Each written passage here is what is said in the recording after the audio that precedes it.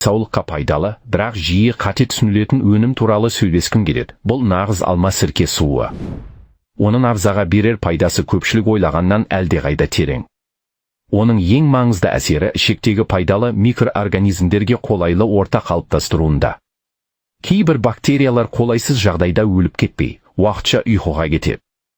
Ал қышқыл орта сол пайдалы бактерияларды қайта белсендіруге көмектеседі. Пайдалы микроорганизмдер қышқыл ортада жақсы дамиды, ал көптеген зиянды микробтар ондай ортада өмір сүре алмайды. Егер біз ағзада дұрыс орта жасасақ, сол бактериялар бізді де қорғайды, иммунитетті күшейтеді, витаминдер түзуге қатысады, ас қорыту процесін жақсартады. Ал орта дұрыс болмаса, олар қайтадан ұйқыға кетеді. Сондықтан қышқылдық деңгейін реттеу ішек саулығы үшін маңызды қадам. Көп адам асқазанында қышқыл көп деп ойлайды. Бірақ шын мәнінде көп жағдайда мәселе керісінше асқазандағы қышқылдың жетіспеуінде болады. Жас ұлғайған сайын, күйзеліс пен дұрыс емес тамақтанудың салдарынан асқазандағы қышқыл азая бастайды. Соның кесірінен тағам, әсіресе ет пен ақуыздар толық қорытылмайды. Адамның іші ісінеді, ауырлық сезіледі, тамақтан соң жайсыздық пайда болады. Асқазандағы қышқыл жеткіліксіз болса, тағам дұрыс ыдырамайды, ал кальций, магний, темір, мырыш сияқты маңызды минералдар толық сіңбейді. Бұның бәрі уақыт өте келе әлсіздікке, шаршауға, тіпті иммунитеттің төмендеуіне әкеледі. Сонымен қатар қышқыл жеткіліксіз болғанда өт те дұрыс бөлінбейді. Ал өт бауырдан шыққан ең маңызды сұйықтықтардың бірі.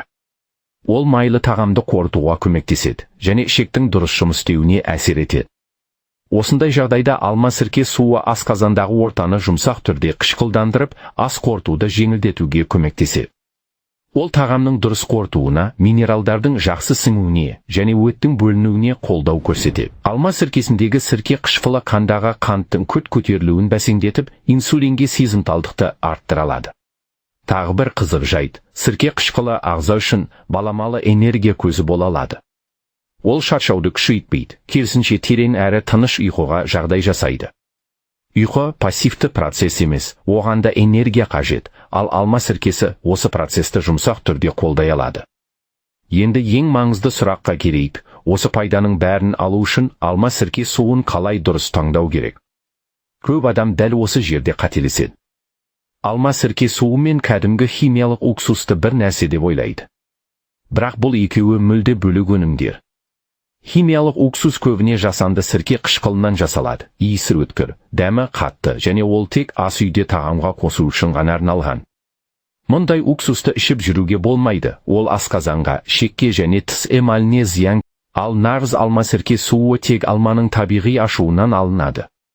Оның иісі жұмсақ, қышқылдығы жеңіл сезіледі. Ең бастысы, құрамында тірі ферменттер мен пайдалы бактериялар сақталады.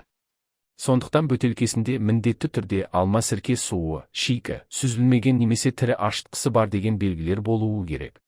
Тағы бір маңызды жайт пайыздық мөлшері.